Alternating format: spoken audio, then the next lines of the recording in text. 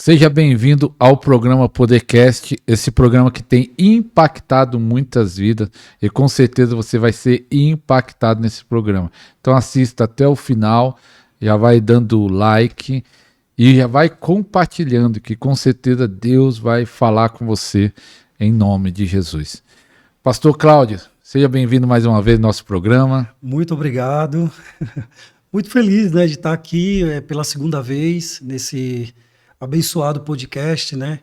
Tem sido uma grande bênção na vida de tanta gente e por onde a gente passa as pessoas elas testemunham, né? Que ouviram, que assistiram, né? E que também foram impactadas pelo poder de Deus. Glória a Deus. O pastor participou do Podercast número 70. Lá ele conta lá como ele se converteu, algumas experiências tremendas. Então, se você quiser assistir, é o Podercast 70. É só você ir aí no canal e lá na playlist podcast completo. Tá todos os programas completos nessa playlist. Playlist podcast completo e vai lá no Podercast número 70. O testemunho dele é muito bonito. Então, vale a pena você assistir se você ainda não assistiu. Pastor, nós combinamos, né, fazer esse programa, falar sobre missões. E eu queria saber como foi esse chamado para obra missionária, para missões. Amém. Antes de mais nada, mais uma vez, né, eu quero agradecer por estar aqui mais uma vez. Eu quero, antes de começar a falar, eu quero deixar esse presente aqui para o senhor. Oh, que bênção. Que na verdade era para eu ter trazido da última vez, mas a correria eu terminei esquecendo. Eu falei, não, dessa vez eu vou deixar, que é o livro do pastor Jonathan, que é O Pecado de Não Orar. Né? Foi um dos livros que mais vendeu dele, né? Eu digo que é um best-seller dele, né? E esse livro daí é aquele livro que você lê e você é confrontado, você chega, inclusive tem muita gente que quando lê, chega a chorar, porque descobrem que ainda não estão orando coisa nenhuma, né? Eita. Eu até brinquei com ele esses dias, eu estava com ele fazendo uma viagem, falei assim, pastor, eu acho que o senhor deveria escrever um outro livro, né? O pecado de achar que está orando demais, né? Porque tem gente que acha que está orando muito, né? Então esse livro é um presente lá do Vale da Bênção para o senhor. Obrigado. E eu espero que possa edificar muito a sua vida. E sobre a pergunta, né? Como eu falei no último podcast, né? Eu me converti com 14 anos de idade. Tive aquela experiência com o Espírito Santo, né? Uma experiência de arrebatamento de sentidos mesmo, que era algo que eu não acreditava. Na verdade, para mim as coisas espirituais eram inexplicáveis, são inexplicáveis. Era algo que talvez a ciência, pelo menos da minha cabeça, talvez a ciência tinha como comprovar tudo aquilo. Então eu acreditava que era tudo menos Deus. Quando eu tive essa experiência do batismo com o Espírito Santo, ali começou um desejo de evangelizar, de anunciar para as pessoas. Na verdade, eu não sabia que aquilo era um desejo inconsciente de anunciar para as pessoas. Mas eu queria anunciar aquilo, a experiência que eu tinha vivido, e queria falar para as pessoas que Jesus é real, que ele existe, né? Daí eu passei um tempo na igreja ali servindo, a igreja que eu fazia parte, eles treinavam os jovens e nos levantava muito cedo para o ministério. Tinham jovens lá com 14, 15 anos de idade que já eram diáconos da igreja, porque eles preparavam muito, né? O ministério que eu fazia parte na época, eles preparavam os jovens já para estar no altar, para pregar. Claro, não era algo assim, a pessoa se converteu, amanhã já está pregando. Não, eles tinham toda uma preparação, um discipulado, né? E eu passei por essa fase. Eu não tinha vontade nenhuma de ser missionário.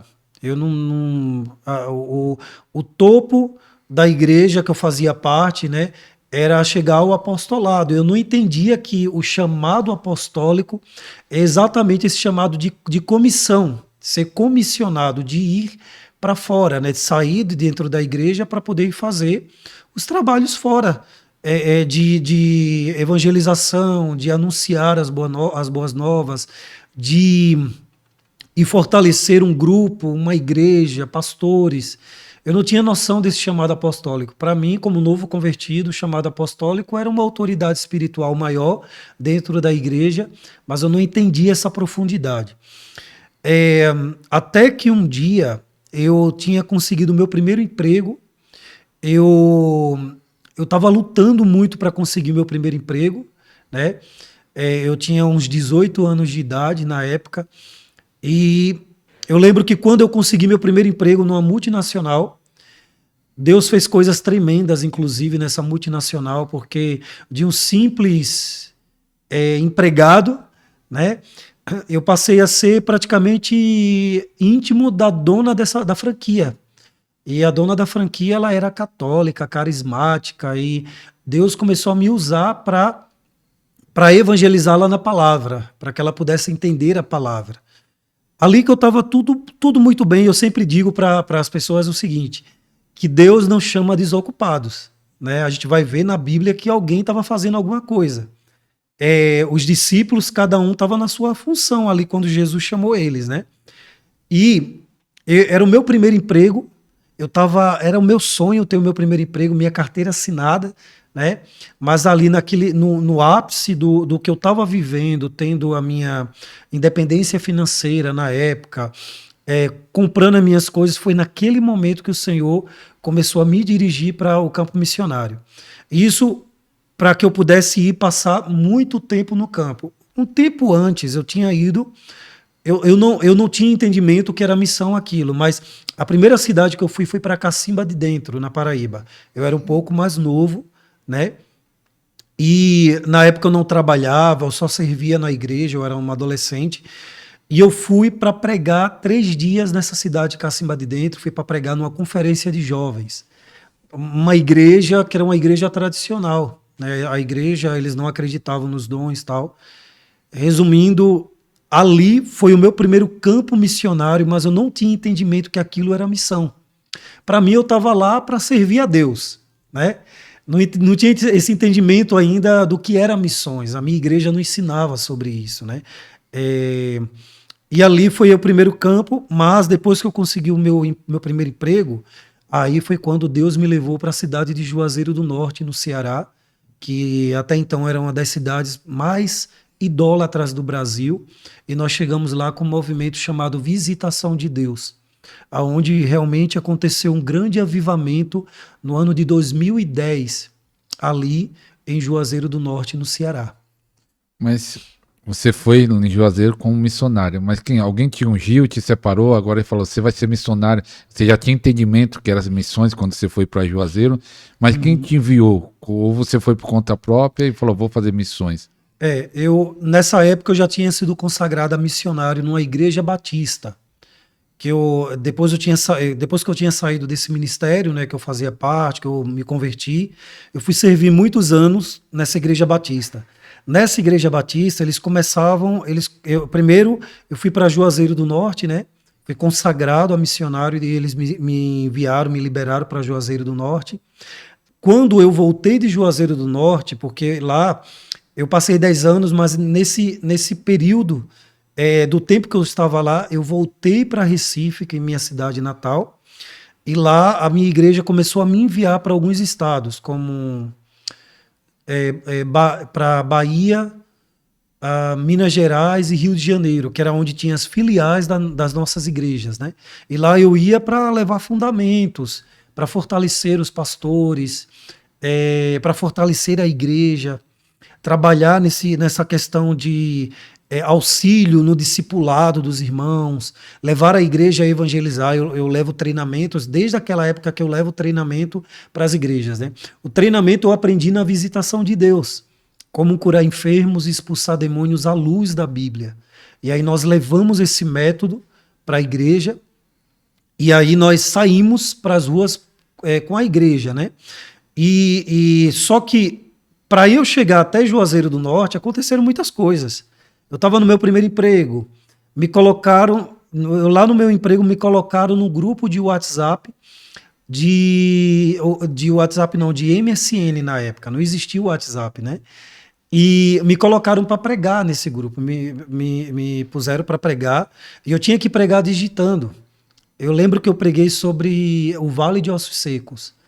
E depois que eu preguei, digitando ali, era tudo muito rápido, né? A gente não tinha essa tecnologia toda de mandar áudio na época. Uma jovenzinha de Juazeiro do Norte falou comigo no privado e começou a profetizar para mim.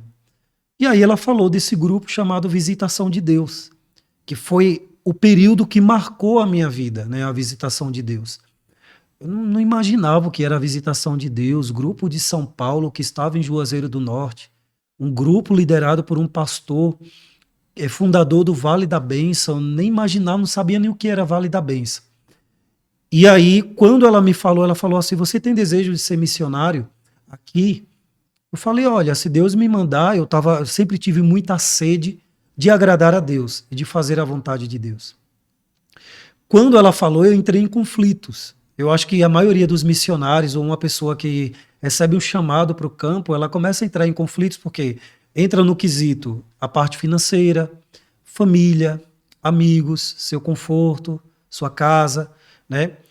Quando Deus falou comigo, eu tive um sonho. Nesse sonho eu via um chafariz, né? Que a água ela sai de baixo para cima e eu via brotando de Juazeiro do Norte. Eu nem sabia como era Juazeiro do Norte.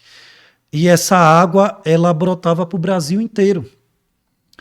E aí foi quando eu entendi. Aí nisso houve todo o processo de pedir a liberação da minha igreja, a bênção do meu pastor, e debaixo de uma cobertura espiritual que é muito importante, né? Daí eles liberaram e eu fui sem conhecer ninguém. Chegando lá, eu cheguei exatamente num período que a gente chamava de impacto bíblico. Tinham mais de 700 missionários do Brasil inteiro nessa semana de impacto bíblico. E foi um avivamento em Juazeiro do Norte, porque nós passamos em... Não tem como... Acho que foram mais de 10 mil casas, muito mais, indo de 2 em 2, como na grande comissão, curando os enfermos e expulsando os demônios, de casa em casa. E o evangelho começou a ser semeado naquela cidade, né? Então essa foi a experiência de como a minha igreja me liberou, né, para poder chegar até lá. Interessante que foi nessa época que você conheceu o pastor Jonathan. Isso. Que o Vale da Bênção, eu imagino que nessa época, tem o quê? 20 anos desse aí que aconteceu? Foi em 2010. Em 2010, então dá o quê? 15 anos? Uns 15 anos, isso. 15 anos.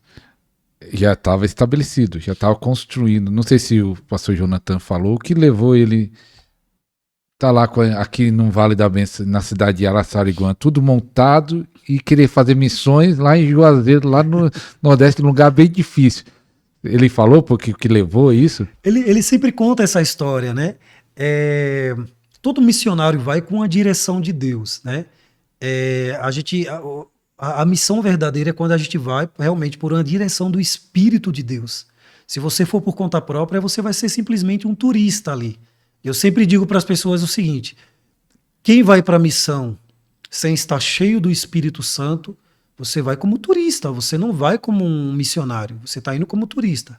Quando você vai cheio do Espírito Santo para aquele propósito, para aquele envio do Senhor, aí você está indo realmente com uma unção apostólica, como missionário, para levar fundamentos, manifestar o reino de Deus.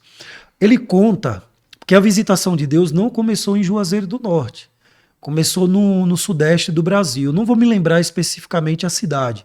Eu sei que eles foram para Cornélio Procópio, Maringá, e uma dessas duas cidades, eu acredito que quando ele vier de novo aqui, ele vai contar melhor o propósito da visitação de Deus.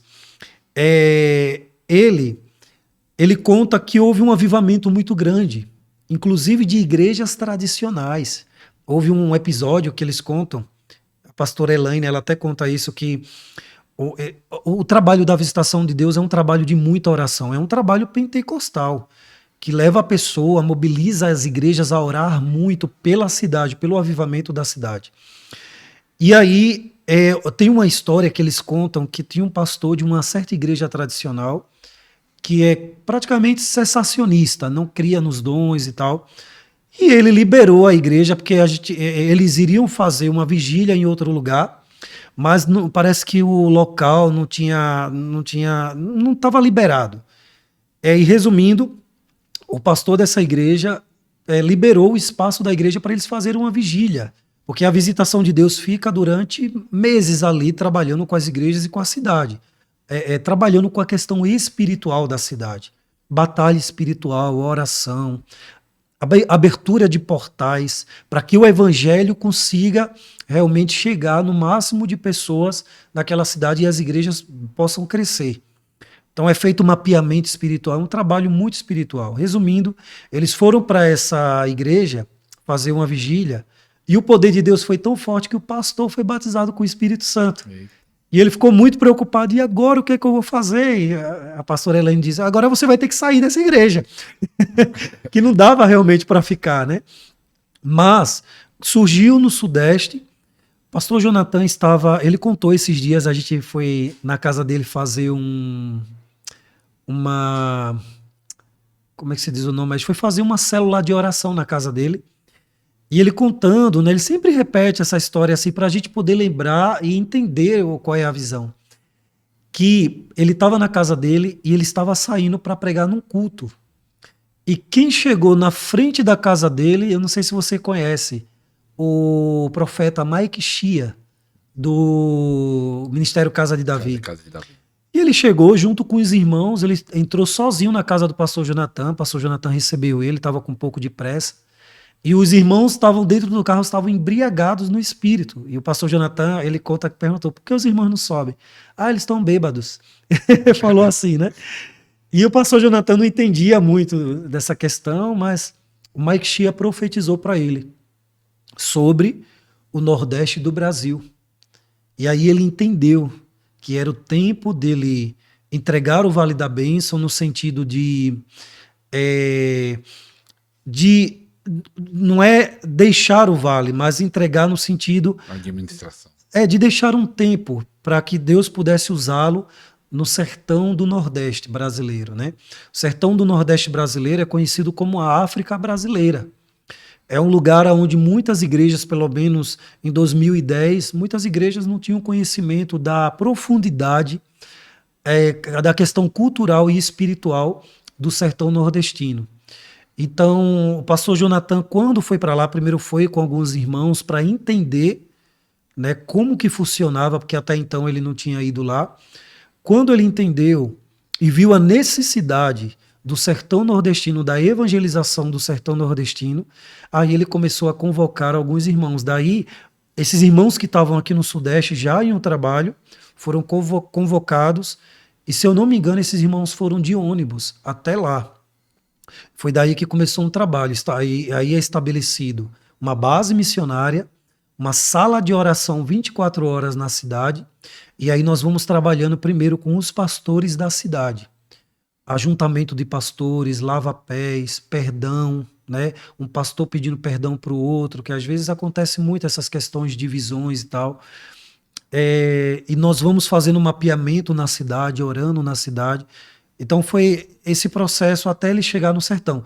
E aí o sertão praticamente inteiro começou a ser alcançado, porque através da visitação de Deus surgiu um movimento nacional de evangelização do sertão nordestino. E esse movimento começou a levar, a mobilizar igrejas no Brasil inteiro a fazerem grupos, caravanas, para evangelizar todo o território do sertão, que abrange vários estados, né? Como Pernambuco, Bahia, Alagoas, Nove estados do Nordeste e até Minas Gerais tem um sertão também. Exatamente. O de Minas não é sertão nordestino, né? Já é sudeste. Mas é que emenda ali Bahia e Minas tem um sertão quase grudado. Né? Isso, exatamente. Mas você sabia que, pastor, que eu fiz a obra lá no sertão do Pernambuco. Eu fiquei alguns anos, não muitos anos, mas na cidade de Tupanatinga. Conheço. Conhece? Tupanatinga. Minha terra, não é Pernambuco? Pernambuco. Perto de Arco Verde. Arco Verde. E quando eu ia de Tupanatinga para Arco Verde, porque eu ia tirar o dinheiro que a igreja mandava, porque nós estávamos construindo, é mais ou menos 1 hora de Tupanatinga a Arco Verde. E nas cidades, igual Tupanatinga tinha 20 mil habitantes naquela época, tem uma assembleia, uma batista, às vezes no máximo 3 igrejas, mas sem muita influência na cidade. Mas eu ficava olhando entre a cidade, uma cidade e outras, mesmo cidades pequenas, tinha povoados grandes, pessoal, muitos moradores, sem ninguém pregando a palavra. Eu falei, não tem ninguém pregando a palavra aqui. Exatamente. Não tem ninguém anunciando a palavra aqui. E eu ficava pensando, uma multidão sem ninguém. Eu lembro que uma vez eu fui orar numa casa de uma irmã, eu e a minha esposa, acho que era Benevide, o nome dela, e ela falou assim, 60 anos de idade, ela falou assim, é a primeira vez que um crente está orando na minha casa. Ela tinha 60 anos de idade, ela disse que é a primeira vez. Porque lá nós descobrimos lá no Pernambuco que uma melhor forma de evangelizar, pelo menos lá no Pernambuco e na região que eu estava, era primeiro fazer amizade, e com a amizade você tinha acesso para as pessoas. E a pergunta tem a ver até com isso, né? Quais são os maiores desafios enfrentados num campo missionário? Uhum. Existem os desafios pessoais. Todo missionário, pelo menos eu acredito que todo missionário que recebe um chamado de Deus para ir para qualquer tipo de campo missionário, o campo missionário, às vezes, você está saindo da sua casa e é na frente da sua casa. É uma favela, é um lugar onde tem muita drogadição, muita prostituição. E às vezes vai ser um outro estado, vai ser um outro país, né? Pessoalmente, e assim, pelas experiências, por ter sempre conviver com muitos missionários, os primeiros desafios são internos, né? Porque quando Deus nos chama, aí começam os conflitos. Eu sempre digo que esse período dos conflitos, do deserto pessoal, é o período onde Deus está nos forjando, nos tratando, para nos levar para aquele lugar. Então, dá muito medo, porque a gente pensa, como é que eu vou me sustentar no campo? Eu passei muitos anos sem sustento nenhum no campo missionário, vivendo... Mas como você vive sem sustento? Vivendo pela fé. Pela fé. Eu tenho uma experiência, antes de completar essa, porque senão eu vou esquecer, né? Eu lembro que eu tinha saído no meu primeiro emprego, fui para Juazeiro do Norte. Eu gosto muito de açaí, mas muito mesmo, né? Os irmãos aí, ó, que estão assistindo esse podcast, quando quiserem me convidar para uma coisa que vai me deixar feliz é açaí e frutos do mar. E aí eu lembro que eu não tenho vergonha de contar isso, porque foi um testemunho tão tremendo na minha vida, e eu vi a fidelidade de Deus, que eu vi a fidelidade de Deus na vida do missionário no campo. Eu estava com R$30 no meu bolso, e eu fiquei entre tomar açaí ou comprar material de higiene pessoal, que eu fiquei, ainda não saiu o meu seguro-desemprego, que ainda iria demorar uns 2 meses para sair, por conta dos trâmites, né? E agora? A minha igreja não podia me manter na época. E aí eu fiquei naquela dúvida, fiquei naquele embate espiritual e emocional, né, ali. Vou, não vou. E aí o Espírito Santo falou assim para mim, senta e fica aí, porque se você sair e for a pé, você vai ser assaltado. O Espírito Santo falou dessa maneira comigo. Só que a gente é teimoso, né? O ser humano ele é teimoso, é obstinado. E eu falei assim, não, mas eu vou. Aí depois eu me sentei, falei, não, tá bom, vou obedecer a Deus. Quando eu obedeci, um irmão lá de Juazeiro do Norte, que eu tinha acabado de fazer amizade com ele, com a família, liga para mim e falou, você tá onde? Eu tô a gente tinha a casa dos homens e a casa das mulheres, né? E tinha base. E aí eu falei, eu tô na casa dos homens. Ele, se apronte. Então, como falou o nordestino, se apronte, né? Fique pronto, porque nós vamos passar aí para te levar para comer um açaí. Você vai poder comer o tanto que você quiser. E eu fiquei, nossa, meu Deus, como Deus é tremendo. Por quê? Em nenhum momento eu tinha conversado com esse irmão, tinha falado do meu desejo. Ele simplesmente perguntou, você tá onde e tal? Eu estou na casa dos homens. Falou, fique pronto que nós vamos passar aí e você vai tomar muito açaí hoje. Então eu sempre vi essas coisas como realmente provisão de Deus, os mimos de Deus, né? Então, nós enfrentamos a parte emocional. Pastor, uma das coisas que muitos missionários vivem no campo é a solidão, porque está longe do convívio familiar, dos seus amigos, do seu convívio ali de amizade, escola, rua, né, do seu bairro ali, da sua vizinhança.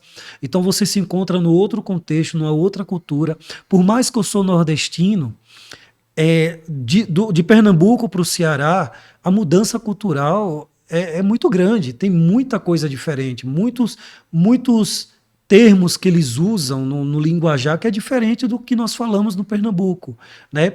Fora disso, a questão do desafio da fé, de viver pela fé, de crer que Deus vai suprir, que Deus vai prover, né? Tem missionário hoje em dia que é empreendedor e consegue fazer alguma coisa para vender ali. E as pessoas não entendem que ou a pessoa vive integralmente para Deus, ou a pessoa tem que trabalhar. Muitos chamam missionários de preguiçosos. Não são, meu irmão. Missionário trabalha e muito.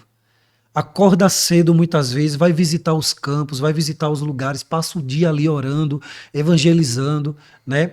Então nós temos todos esses desafios. E também o desafio cultural, né?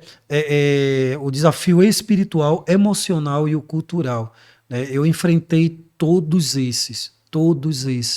Tenho que me acostumar com a comida, tenho que me acostumar com a cultura, tenho que me acostumar com o ambiente espiritual da cidade, muitas vezes pesado, onde a gente ficava doente, enfrentava lutas espirituais, visitações às noites de demônios querendo parar a gente, querendo intimidar, né?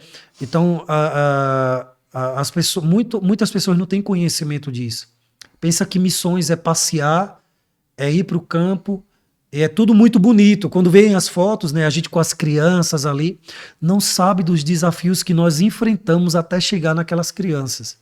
E às vezes até ser ameaçados de morte, né, por líderes ali do bairro, por líderes daquela comunidade, né, por sacerdotes espirituais também, que eu fui, aconteceu isso comigo.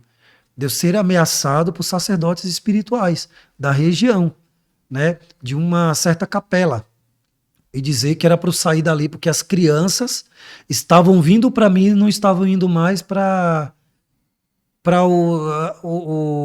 as reuniões deles, né? E em nenhum momento eu obrigava as crianças estavam ouvindo a verdade, ouvindo a palavra simples, pura, ali muito prática e didática, de uma maneira didática, e queriam estar ali ouvindo a palavra, né? Então nós enfrentamos principalmente a parte financeira. É a mais difícil. É um desafio diário. E é interessante isso, né? As finanças da igreja, eu vou dar um exemplo, né? Conheci uma missionária, não vou falar a região, né? Mas a igreja dela era rica. A igreja que tinha muitos empresários, profissionais liberais, médico, advogado, uma igreja de posse, lá em uma região, quase falei região, e ela passando dificuldade lá no campo, vamos dizer, dava mal o salário dela, que eu acho que não sei nem se era o salário mínimo, mas ajuda missionária, mas ela com outras dificuldades, ela querendo expandir, e eu falei, mas a igreja tem tanto, se tirasse uma parte não ia nem fazer falta. Exatamente. Mas o que nós gostávamos de falar é a falta da visão missionária, né? De ajudar o missionário, que quanto mais recursos ele tiver, mais condições, ele vai fazer com mais leveza e vai ter muito mais resultado, né? Nós tínhamos muitos casos na base missionária, ou de pessoas que iriam visitar a base, que eram enviadas pelas suas igrejas e eram abandonadas pelas suas próprias igrejas, né? Eu já enfrentei isso, mais ou menos. Só que eu sempre fui muito firme, né? Assim, me abandonou, tá bom, não tem problema. Então eu ia e fazia outra coisa. Mas explica aí o que é abandonado.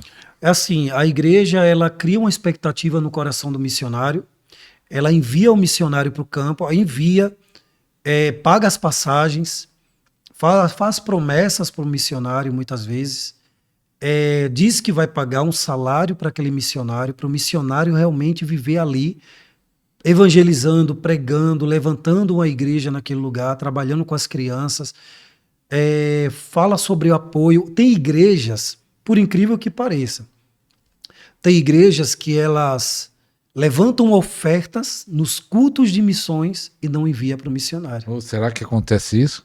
Acontece. E pastor, e esses missionários, Eles chegam no campo missionário, a igreja envia uma oferta 1, 2 vezes, 3 vezes, depois não começa mais a enviar, aí esquece do missionário. Tipo, abandonar é isso, esquecer do missionário. Ah, lá ele se vira. Então nós vimos muito isso. E os missionários, o que é que acontece com o missionário quando passa por isso? Muitos missionários entram em depressão. Nós tivemos uma missionária na igreja que eu fazia parte. Eu não lembro o país que ela foi. Não lembro. Mas ela foi debaixo de promessas, chegou lá, ficou abandonada, quebrou o pé nesse país. Porque ela evangelizava, se juntava com alguns outros missionários de outros movimentos, e eles faziam teatros nas praças, nas ruas. E nesse lugar, ela foi abandonada, a igreja esqueceu, a igreja já não orava mais, a igreja já não enviava ofertas. E aí teve que ir uma missionária da igreja, que estava, inclusive, muito irritada com a igreja, teve que ir lá. Essa missionária tinha uma condição financeira, foi lá, levou uma oferta para ela pessoalmente, orou por ela e falou, vamos voltar para o Brasil. E ela não queria, assim, o missionário ele fica com vergonha, né? Poxa, uma missão que não deu certo. E aí a gente pergunta, será que Deus enviou mesmo? Muitas vezes Deus enviou, mas enviou com aquela aposta, né? Apostando naquela igreja. Apostando, que eu digo, dando crédito àquela igreja, né? Que aquela igreja vai abençoar o missionário no campo. E a igreja que não faz isso, a igreja que vira as costas, que não abençoa missões, essa igreja, quando você vai ver uma igreja que ela pode até prosperar financeiramente, mas a igreja ela está morta. Nós vamos ver a Lagoinha lá de Belo Horizonte. Essa igreja cresceu estrondosamente. Por quê? Porque ela começou, eu não sei como é que está hoje, né? Mas ela começou investindo em missões, comprando crianças na Índia, enviando missionários para o campo. Toda a igreja, se você observar bem, que trabalha com missões, que ama missões, Deus prospera essa igreja. Tanto espiritualmente, no quesito de graça, de unção de Deus, quanto a parte financeira também, né? Então a gente via muito isso, era muito triste. Eu já passei por isso também. Eu também passei por isso, né? Eu fui enviado e não mandaram nem R$1 para mim depois no campo. E o pastor Jorge Linhares, uma vez eu lembro, ele falou muitos anos atrás, acho que uns quase 30 anos atrás, ele falou que estava construindo um grande templo lá que tem em Belo Horizonte e Deus tocou para ele ajudar alguns missionários, né, no campo. E ele falou, Deus, estou construindo. Aí Deus pegou no pé dele, falou que era para investir, né? E o Jorge Linhares obedeceu. E ele disse que é aí que prosperou a igreja de uma forma tremenda, investindo em missões. Então ajeita a chave, pastor, missionário, apóstolo, você que está na frente da igreja, investe em missões, que você vai ver talvez a prosperidade alcançando o seu ministério. Essa é uma das chaves poderosas, viu, pastor? Eu já vi ministérios assim crescerem e crescer até na quantidade de pessoas, porque começaram a amar missões, começaram a investir, se posicionaram para abençoar o campo missionário. Chave poderosa. E qual foi as experiências? Nós estávamos comentando, né? Você teve uma experiência muito forte, até de milagre no campo missionário. Falei algumas aí que você lembra aí. Teve algumas em regiões diferentes, mas experiência que Deus fez. Sim. Coisas tremendas. Eu estava me lembrando hoje de uma que nós fizemos um trabalho de visitação de Deus lá em Juazeiro do Norte. E nós fomos em uma casa. Fui eu e uma moça. A gente sempre ia de 2 em 2 e era sempre um rapaz e uma mulher, né? Para a gente poder pegar o homem da casa e a mulher da casa, né? Quando nós fomos na casa, numa casa de uma família que eu não conhecia, porque a gente estava passando de casa em casa, nós nos deparamos com uma situação muito difícil de uma criança, que essa criança, ela estava com, uma criancinha assim de 4 anos, ela estava com um comportamento agressivo muito forte. Já tinha passado por psiquiatra, por psicólogo, tentado tomar remédio controlado e nada adiantava. E quando algum homem, alguma mulher se aproximava dele, ele corria e gritava e era uma coisa terrível. Os pais já não sabiam mais o que fazer. já não estava indo mais para a escola, estava como se fosse com um tipo de pânico. E quando eu entrei na casa dessa família, eu lembro que eu vi em pé, eu não lembro muito bem, porque faz tempo do espaço da casa, mas eu lembro que eu olhei para algum lugar e eu vi um demônio em pé, muito grande, né? Ele era muito alto, assim, eu me assustei na hora. E eu falei assim, olha, ele tá assistindo tal, me veio essa pergunta na hora, ele tá assistindo programas assim, desenhos animados assim. Ah, ele vive assistindo isso, tá bom, então vamos orar ao Senhor, vamos pedir perdão ao Senhor por isso, né? Começamos a orar, orar, orar, fizemos batalha espiritual naquela casa.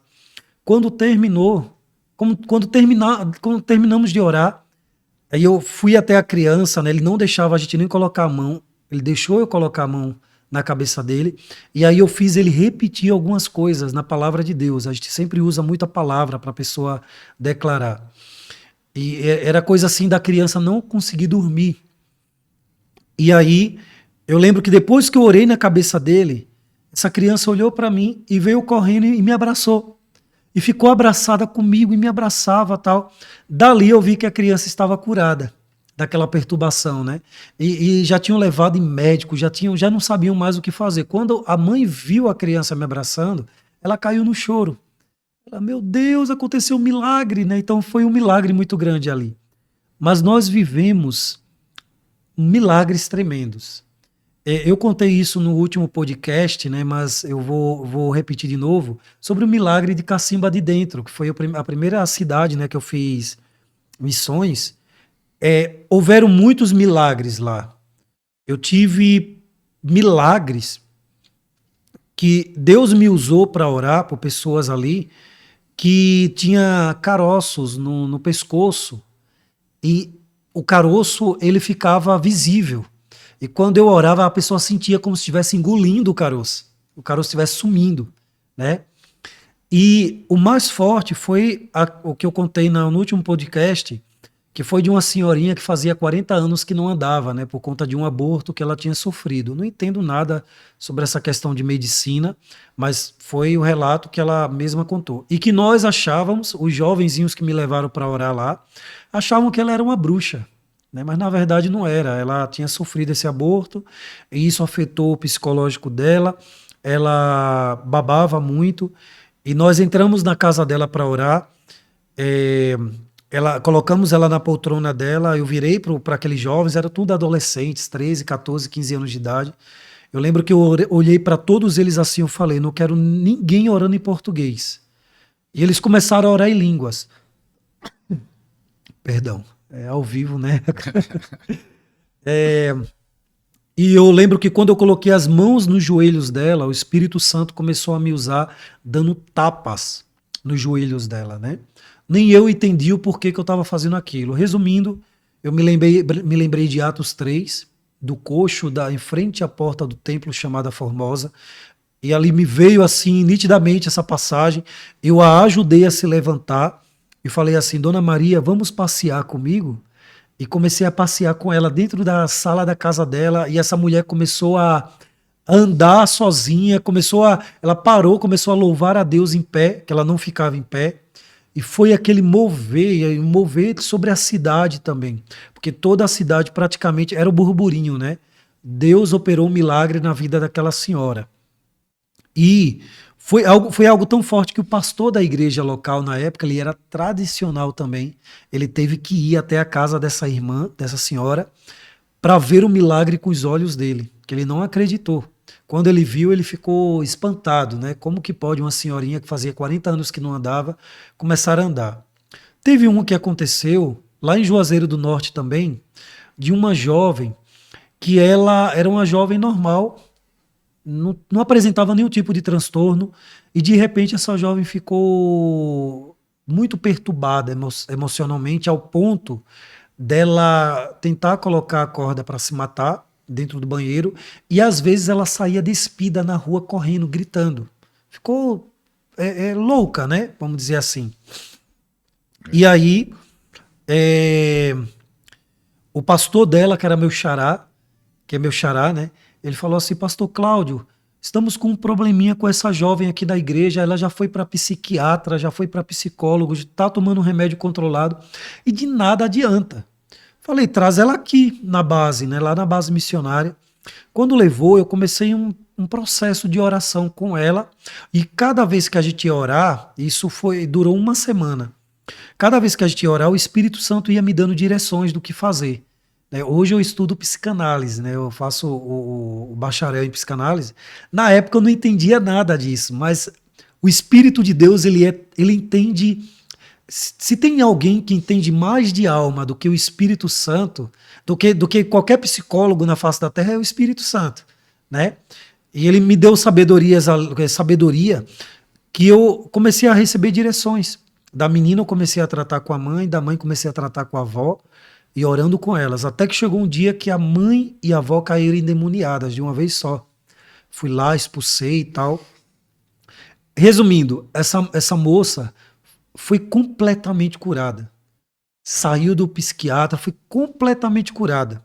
Ela tinha uma paranoia, ela não olhava nos seus olhos, ela não reconhecia as pessoas e muito menos os de casa, não reconhecia mais. Essa menina voltou a tocar no louvor, casou, engravidou, tá aí normal até hoje. Isso já fazem anos, né? Quando a cura ela acontece mesmo, ela é definitiva. Ela acontece e ela perdura, ela fica, porque foi o Senhor que curou.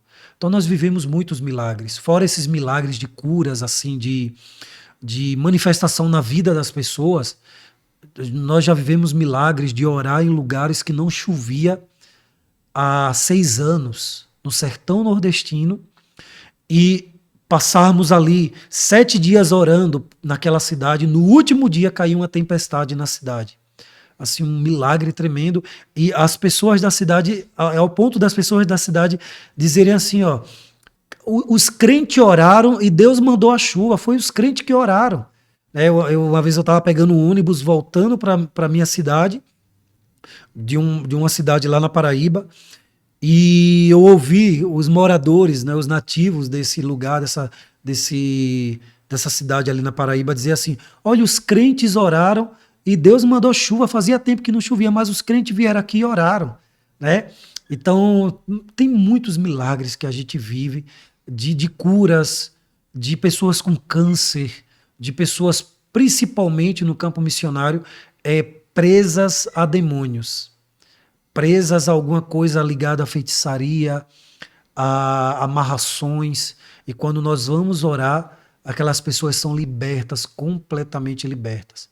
Muita gente não sabe, pastor, mas tem áreas no sertão nordestino que o que prevalece lá, o que é mais forte nessas cidades é o suicídio. O índice de suicídio é muito alto. Eu tive agora há pouco no Piauí, foi antes de eu ir para Manaus, para o Amazonas, eu fiquei muito espantado da quantidade de jovens que, assim, naturalmente, tentam se suicidar, tentam suicídio. E não é uma coisa assim, hoje tem, mas amanhã não vai ter. Não. Todos os dias eu recebia o pastor, olha, vamos lá orar que um menino acabou de querer se suicidar, vamos lá orar na casa de outro que a mãe está tentando se suicidar. E eu passei 7 dias, fiquei, meu Deus do céu. Né? São coisas que são desconhecidas para a igreja, mas quando nós vamos cheios do Espírito Santo, Deus opera milagres ali. É algo tremendo, né? É tremendo. Tremendo. Pastor, tem algo algo muito interessante que, como eu já falei, o pessoal que acompanha o canal sabe que eu tenho mais ou menos 32 anos na fé. E no meu início da fé, é algo interessante que tinha uns livros do pastor Oswaldo, eu não lembro, que ele tinha paixão por alma. Ele falava de evangelismo, de missões. Ele fala, se você não pode ir, envia. Se não pode enviar, você oferta. Mais ou menos isso. E muitas igrejas faziam congresso de missões, grandes congressos de missões, para falar de missões. Os livros do Oswaldo, eu acho que nem fala mais dele tanto, ainda está aí, né? Mas você vê poucos livros sobre missões, você vê poucas igrejas falando sobre missões, fazendo congresso de missões, talvez uma ou outra, não vou falar que deve ter algumas igrejas que falam, mas diminuiu muito. Você passava numa assembleia, estava lá tendo um congresso missionário, podia ser uma batista, estava falando de missões, não sei, tal igreja estava, mas parece que não se fala mais. Eu tenho essa impressão, não sei se eu estou errado, ou é o meio que eu estou vivendo, ou realmente, qual é a sua impressão disso? De fato, ultimamente isso tem acontecido, né? Nós temos vivido um período, esse período pós-pandemia, né, que mudou muita coisa nas igrejas, né? Antes da pandemia, nós vivemos, principalmente ali na região do Sertão, nós vivemos esse avivamento das igrejas começarem a enviar muitos grupos para o Sertão. Não somente em Juazeiro do Norte, como em outras regiões do Sertão nordestino, na Paraíba, no Piauí, Pernambuco. E as igrejas elas começaram a se mobilizar por isso, né? Ultimamente, realmente, eu tenho visto falar pouco e tenho visto contribuir muito pouco. Eu tive agora em Manaus, né, agora há pouco, e tivemos um evento onde a gente recebeu muitos pastores e eu quase que implorava recursos para que eu pudesse aplicar nessa viagem do Amazonas, dos ribeirinhos do Amazonas. Eu não fui lá para passear, eu não fui lá para somente tirar foto, que a gente tira as fotos ali para mostrar a realidade para as pessoas. Nós dormimos em barco, foram 7 dias dormindo no barco, numa rede. Eu que não sou acostumado a dormir em rede, né? Já dormi muito no chão, em colchonete, mas em rede não. Arriscado a ser picado por cobra, eu quase caí dentro do rio, o barco em movimento à noite, o rio com piranhas, com jacarés, né? A gente passa por esses desafios, por essas coisas, mas para que nós possamos chegar lá, precisamos da ajuda dos irmãos. E eu quase que implorava, e tinha uns que eu via que tinha condições, passavam por mim e falavam, não. E sabem que minha vida sempre foi no campo missionário ali. Não foi, minha vida praticamente há 15 anos é no campo, é missões, né? As pessoas veem os relatos, veem os testemunhos, veem o currículo ministerial. Que eu vou lá realmente, eu entro no lugar onde muita gente não quer entrar para pregar o evangelho. Então eu vi essa frieza, eu tenho visto ultimamente realmente essa frieza.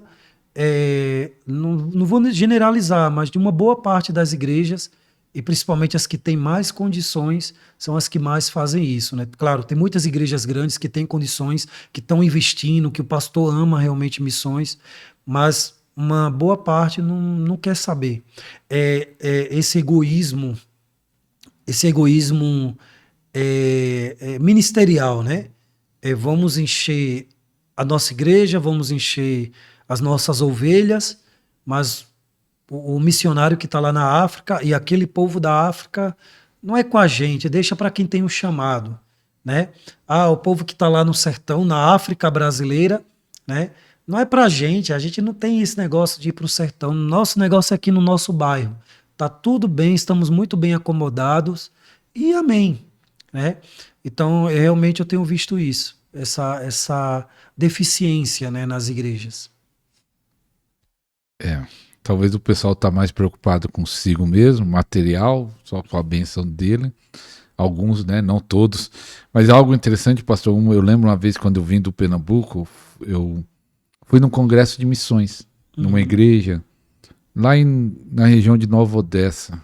Não sei se foi Sumaré, mas ali eu morei, a minha mãe morava em Nova Odessa, que é interior de São Paulo, perto de Campinas, Americana. E aí eu falei aí deram a oportunidade para mim dar uma saudação, né? Quem ia pregar era o outro. E aí eu falei que eu tinha experiência no campo missionário, lá no sertão do Pernambuco.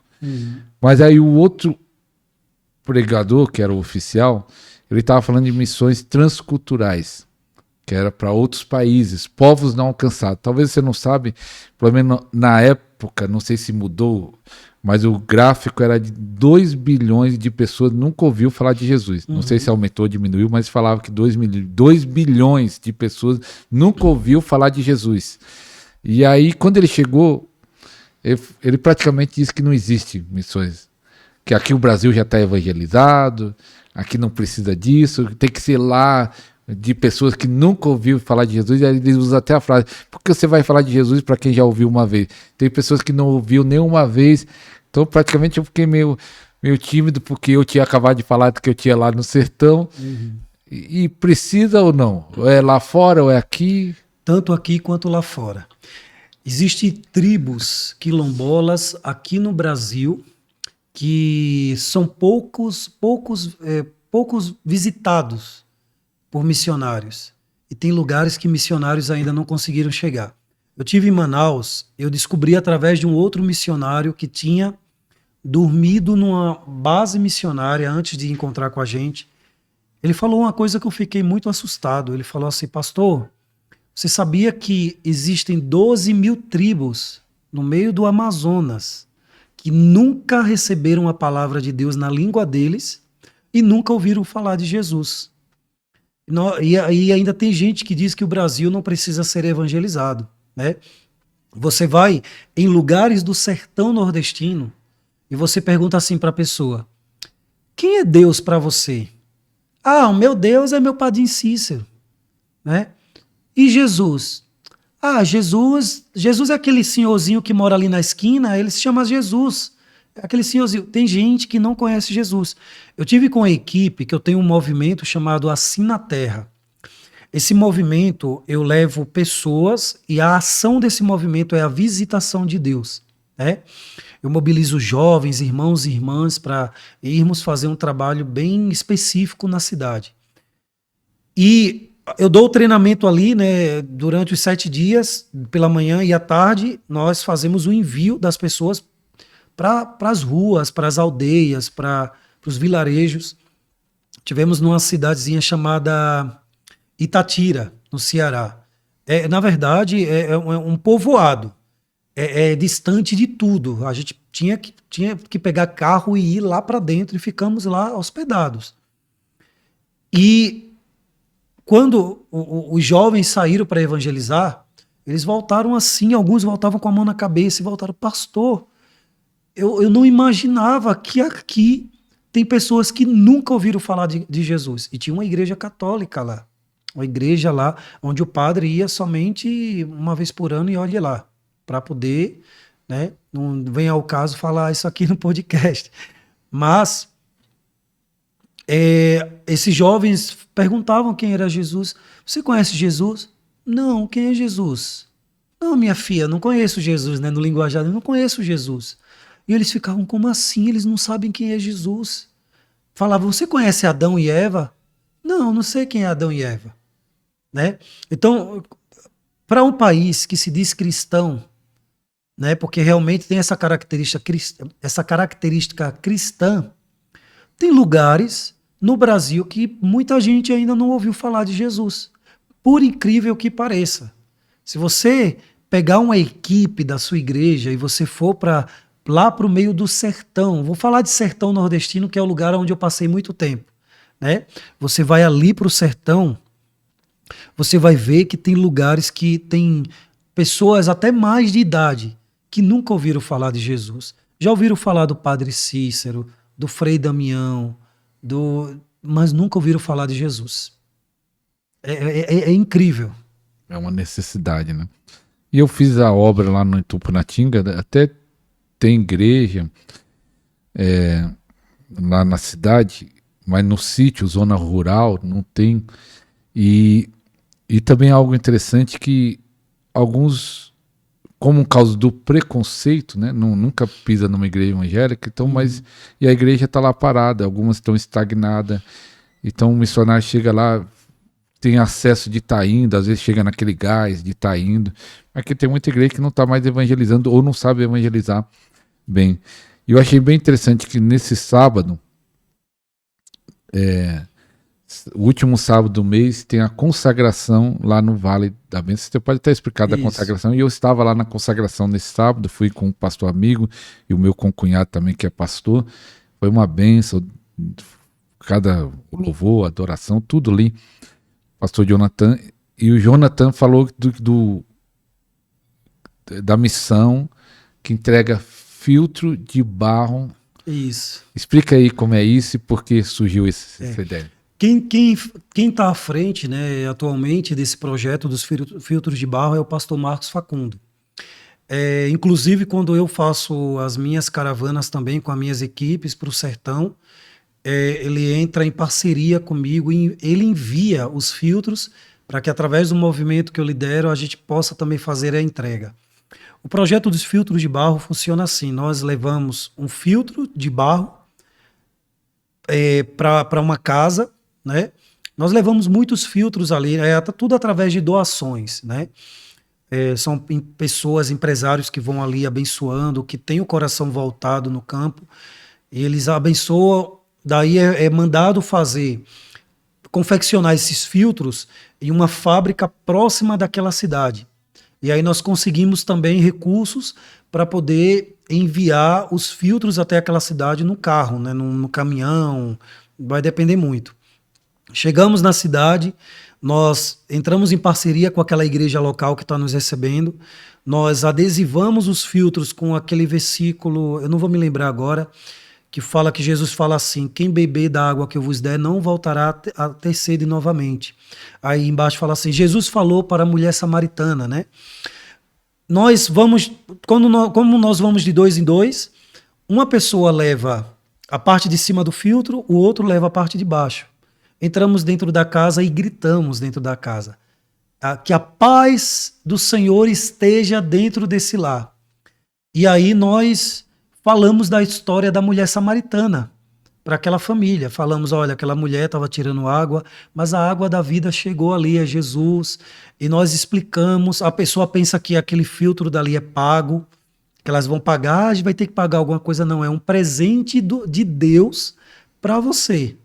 Deixamos o filtro, ensinamos como lavar.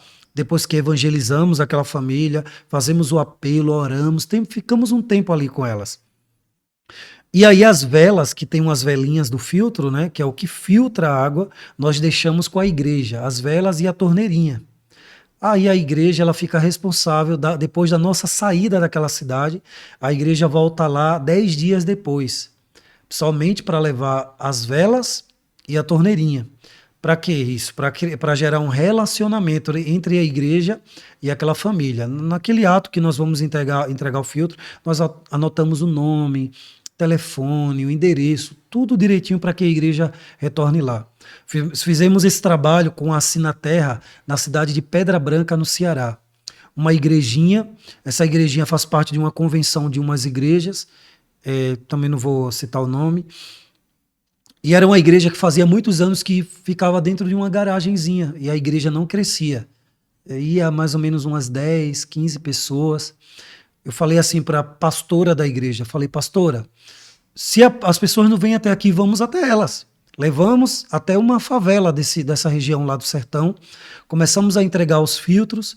Depois que entregamos os filtros, convidamos para uma mini cruzada à noite. Todas as pessoas foram, muita gente entregou a vida para Jesus, houve muita libertação, até líder de coisas assim bem erradas, né? Se converteu, entregou a vida para Jesus, e a igreja começou a fazer os cultos nessa comunidade para 30, 40 pessoas.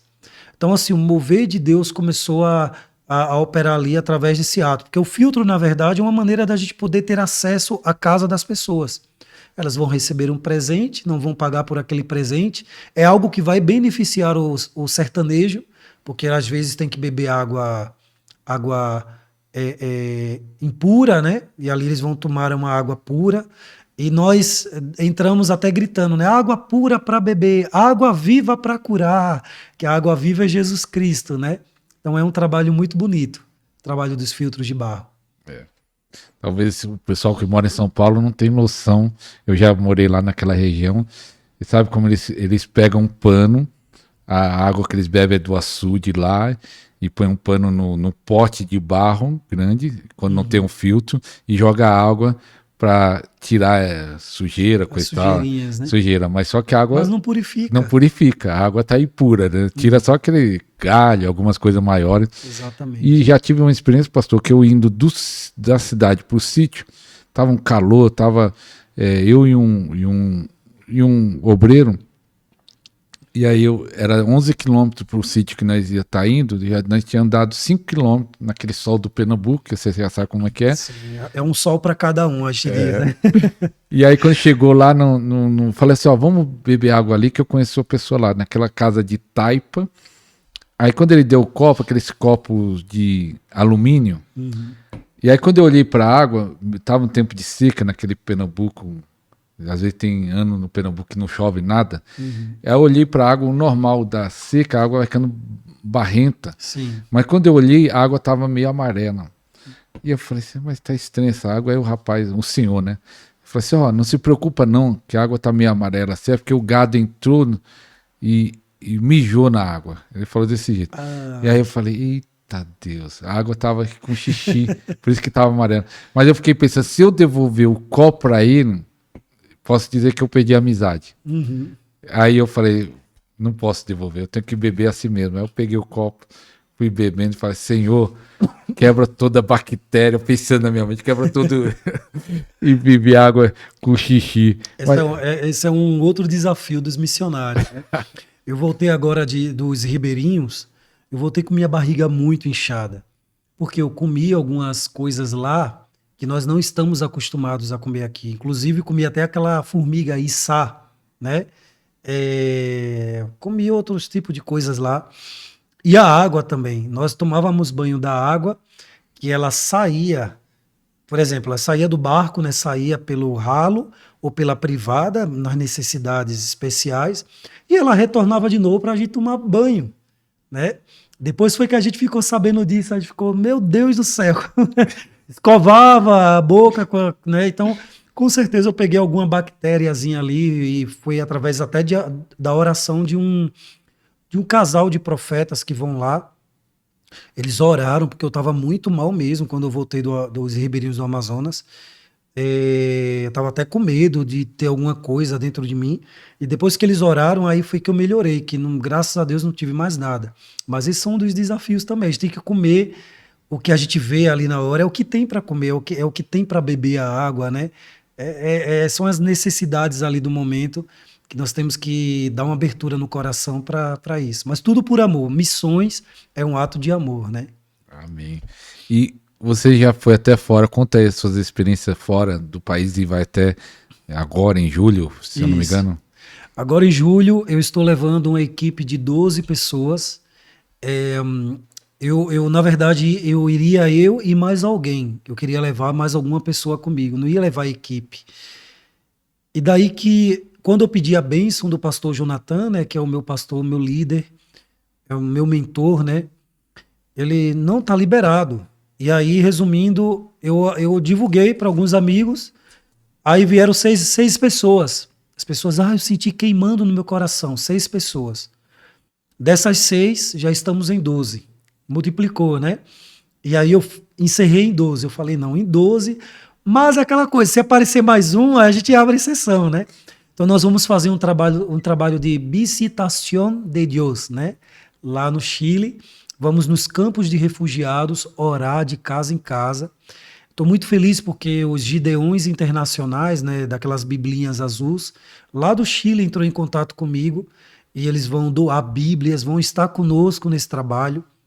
Agora de 17 a 27 de julho, precisamos de recursos financeiros para comprar materiais de evangelização para as crianças, que nós vamos evangelizar as crianças nos campos de refugiados ali, e nós não podemos levar daqui, que nós vamos somente com a mochila. Se nós levarmos uma bagagem, somente para ir é R$300 de bagagem, e para voltar é mais 300, né? Então nós não temos essas condições para isso, vamos ter que comprar os materiais lá. Eu passei um ano no Chile, né? Servindo uma igreja da Convenção das Assembleias de Deus lá. Mas eu já tinha ido outras vezes no Chile para pregar em conferências, né? Para quem não sabe, eu prego no Brasil inteiro, né? As igrejas sempre estão convidando para dar treinamento, para ministrar, para mobilizar a igreja. E eu já tinha ido para a Argentina, já tinha ido para o Chile algumas vezes, mas esse um ano que eu passei, eu fiquei lá como missionário, servindo na igreja, visitando os irmãos, entrando na cultura, né, entrando muito a fundo ali na cultura para poder entender as necessidades do chileno. Uma das coisas que o missionário ele precisa fazer é estudar a contextualização da região.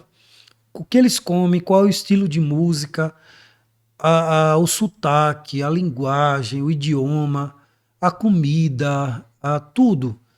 O missionário ele tem que ir muito preparado para esses lugares, né? E estudar também a história da cidade, como surgiu aquela cidade, porque isso tudo envolve também a questão espiritual. Tem missionário que vai, o Espírito Santo vai me dar graça. Amém, ele vai te dar graça. Mas quando você vai com um certo conhecimento do lugar aonde você está chegando, fica tudo mais fácil, né? E esse um ano eu vivi muitas experiências ali, né? De poder servir na igreja local. Eu não sei se posso contar essa experiência sobrenatural, né? Eu fui chamado para pregar numa ilha. É um tipo de ilha chamada Quintero, lá no Chile, de uma das filiais dessa Convenção das Assembleias de Deus. As Assembleias de Deus lá no Chile, elas são muito diferentes das do Brasil.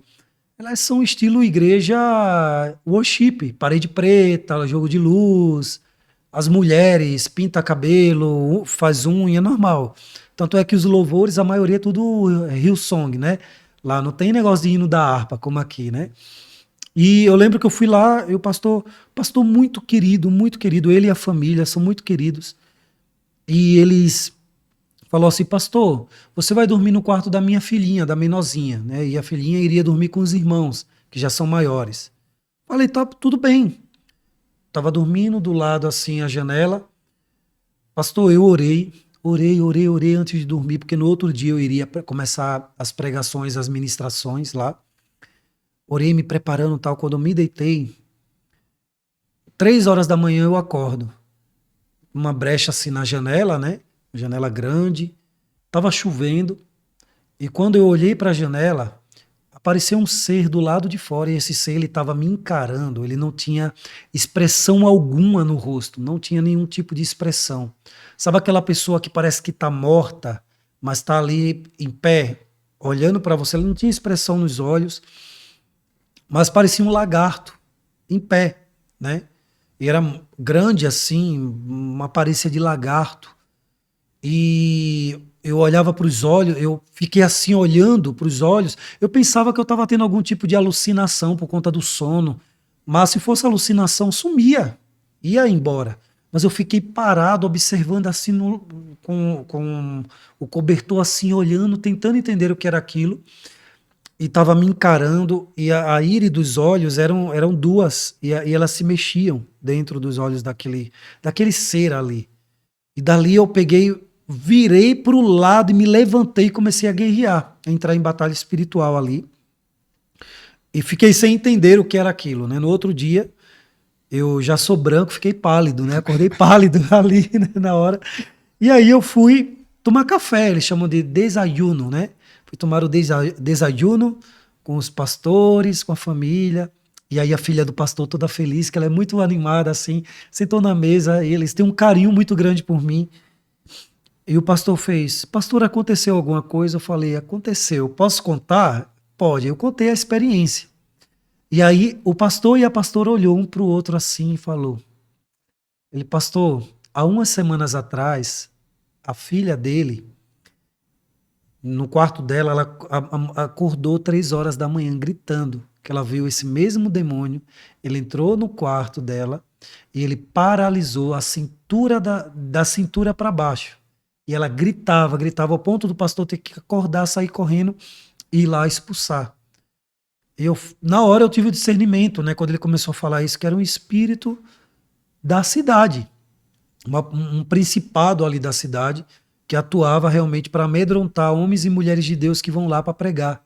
Né? É uma cidade realmente muito pesada, envolvida com feitiçaria, com necromancia, essas coisas, porque é uma cidade arrodeada de água, cercada de água ali, né? Então eles têm muitas essas lendas lá, então a igreja sofre. Então essas são um pouco das experiências, né, que a gente vive, fora as experiências com Deus, né, experiências sobrenaturais, de avivamento na igreja, de batismo com o Espírito Santo, de palavras proféticas, de revelações e pessoas serem transformadas, porque a palavra profética ela muda o destino da pessoa, da gente ver destinos mudarem ali, drasticamente no bom sentido, né, na vida dessas pessoas. Você falou algo interessante, eu acho que no começo e tem a ver com esse aí que você acabou de falar. Um pastor, um missionário que vai lá, um homem ou uma mulher de Deus, ou jovem, independente da idade, se não tiver a experiência do batismo, de ser cheio, será que ele vai conseguir enfrentar essas batalhas, enfrentar tudo isso? Ele não recebeu o batismo, não é cheio do Espírito Santo. Será que faz diferença? Faz total diferença, né? Jesus ele falou em Atos 1:8, né? Mas recebereis poder, ou seja, recebereis o dínamos da Ruach HaKodesh, ou seja, do Espírito Santo. Mas recebereis poder quando o Espírito Santo descer sobre vós. Então, está muito claro ali. Nós só temos poder quando o Espírito Santo desceu sobre nós, né? A partir do momento que ele desceu, ele não descerá mais, ele já está ali. Ele passa a habitar, passa a viver, passa a morar, né? E passa a manifestar os dons nas nossas vidas. Mas recebereis poder quando o Espírito Santo descer sobre vós, e vocês serão minhas testemunhas, tanto em Jerusalém, Samaria, Judeia e até os confins da terra. O missionário ele vai como uma testemunha de Jesus.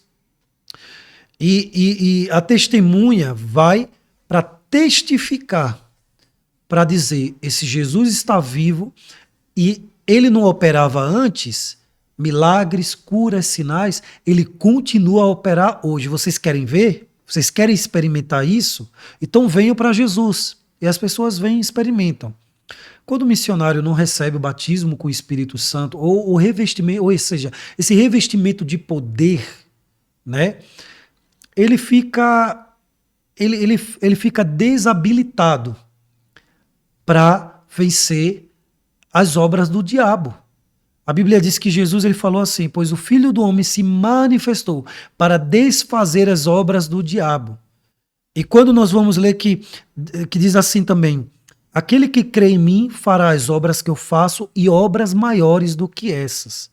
Então, pastor, o missionário que vai cheio do poder do Espírito Santo, ele vai para realizar as obras maiores do que as que Jesus realizou, né?